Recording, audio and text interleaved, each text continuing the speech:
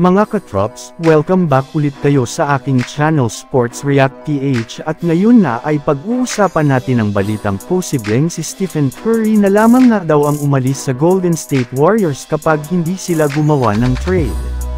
Pag-uusapan na rin nga natin ngayon dito sa ating panibagong video ang balitang desidido na nga daw po ngayon ang Los Angeles Lakers kay Miles Turner.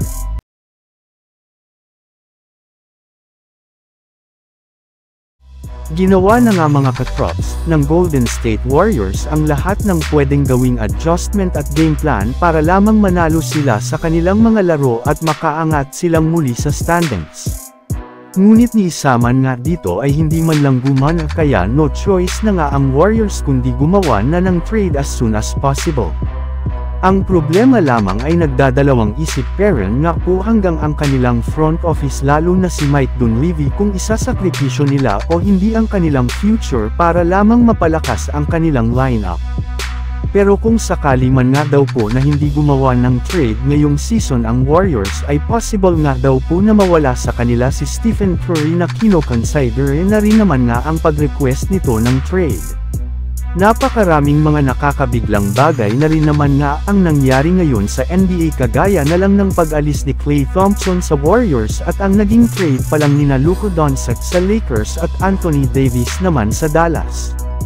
Kaya hindi na rin naman nga malabo na kapag hindi sinunod ng GSW ang kagustuhan ni Curry ay siya naman ang kusa na mag-request ng trade.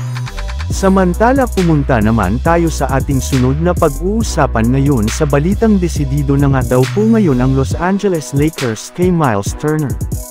Mismong si Luka Doncic na nga mga katrops, ang nagsabi sa kanyang interview sa media na hindi nga daw niya ititake for granted ang pagkakasali nito sa Lakers dahil wala rin naman nga siya dito ibang plano kundi makapagdala ng titulo.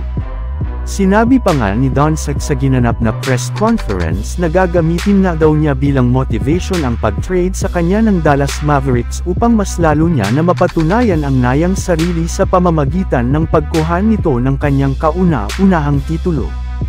Hindi nga niya makakalimutan ang ginawa sa kanya ng Dallas Mavericks kaya inaasahan nga na magiging mainit ang bakbakan kapag nagkaharap sila nito sa February 26. Pero bago pa man nga po yan mangyari ay mas nagfo-focus nga po ngayon ang buong kupunan ng Los Angeles Lakers sa pagkuha ng bagong center na siyang pinakailangan nila ngayon na tutulong kina LeBron James at Luka Doncic. Well, kung meron nang ang isang pyesa na kailangang kunin ngayon ng Lakers, ito nga ay walang iba kundi isang bagong bigman na magpapalakas sa kanilang front court. At isa nga sa mga pinakamalapit na trade na maaari nilang gawin ngayon ay ang pagkuha kay Miles Turner mula sa Indiana Pacers. Pero hindi rin naman nga daw ito magiging madali since kakailanganin nga nila dito na isakripisyo dito ang kanilang mga players na sina Dalton Neck, Rui Hachimura at 2 draft pick na ipang-offer nila sa Pacers bago ang trade deadline. So yun lang nga mga katrops ang handog ko sa inyong storya ngayong araw. Sana nag-enjoy kayo. Please like and subscribe my YouTube channel Sports React PH para sa iba pang storya at update patungkol sa NBA. Kita-kits muli sa ating susunod na video.